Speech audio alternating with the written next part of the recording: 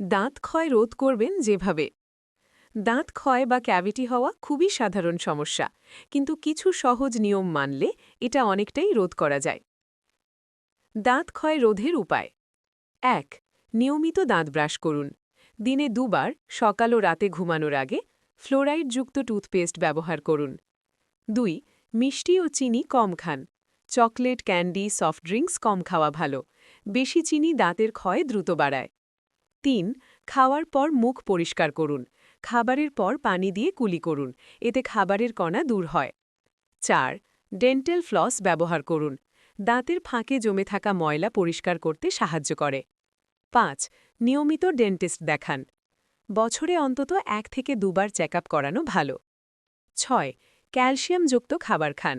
দুধ, দই, ডিম এগুলো দাঁত মজবুত রাখে। ৭. ধূমপান ও পান জর্দা এড়িয়ে চলুন, এগুলো দাঁতের জন্য খুব ক্ষতিকর।